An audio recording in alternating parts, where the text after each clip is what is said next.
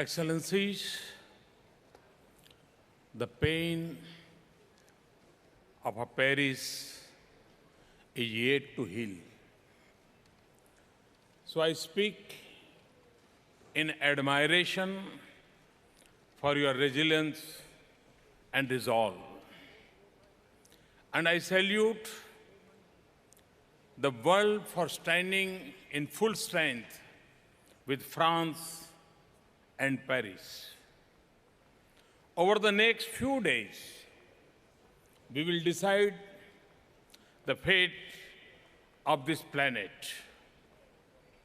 We do so when the consequences of the industrial age powered by fossil fuel are evident, especially on the lives of the poor. The prosperous still have a strong carbon footprint, and the world's billions at the bottom of the development ladder are seeking space to grow.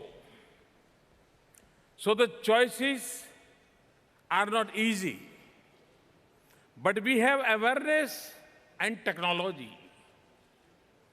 We need now national will and a genuine global partnership.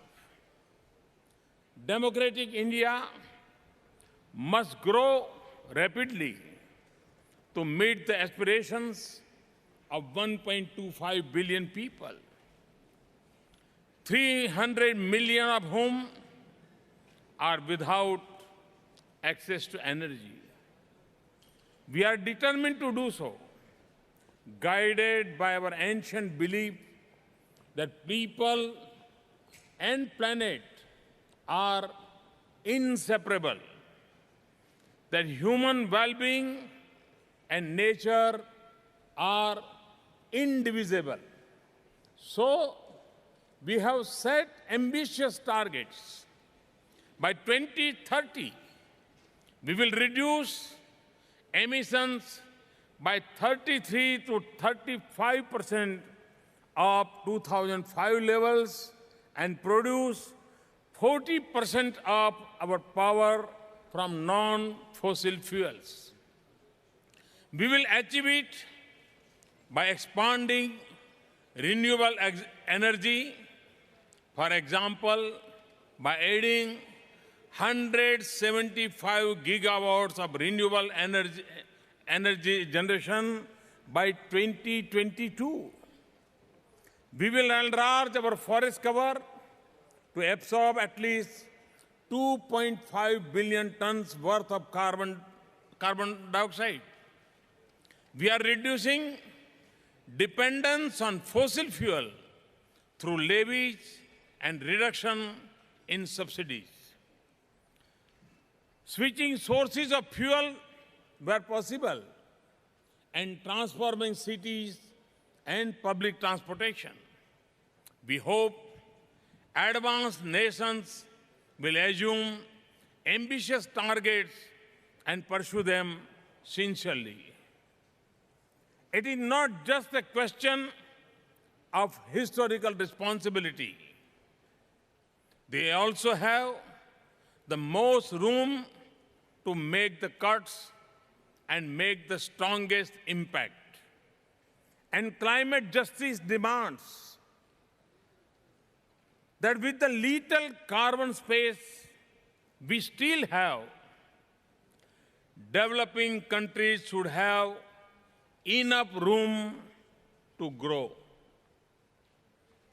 This also means aggressive mitigation action by developed countries before 2020, including ratification of second commitment period of Kyoto Protocol, removing conditions or revisiting targets.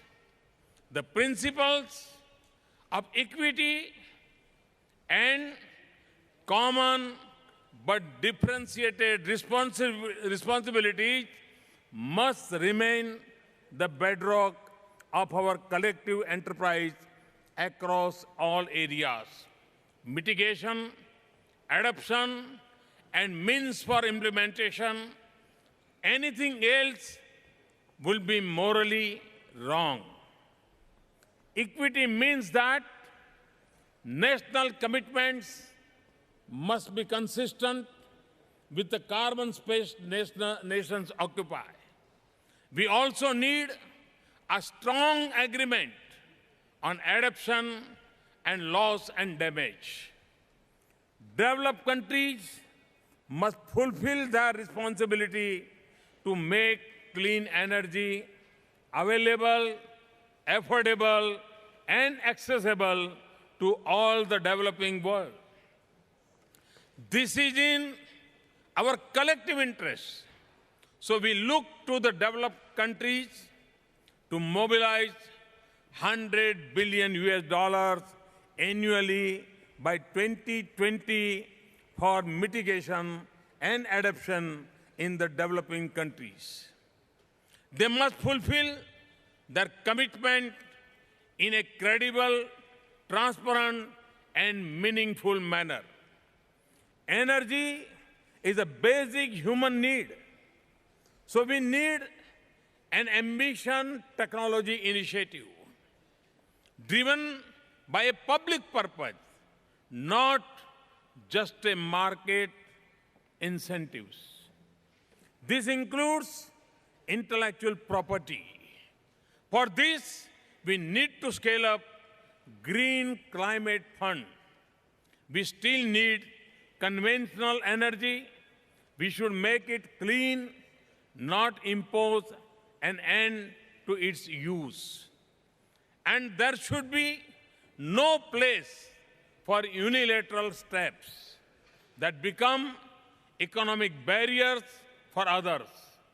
We welcome stock-taking that is transparent, covers both support and commitments, and based on differentiation.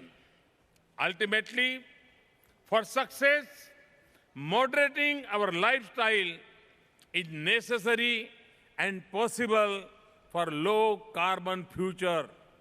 Excellencies, the presence of 196 countries tells us that we have a chance to unite behind a common purpose.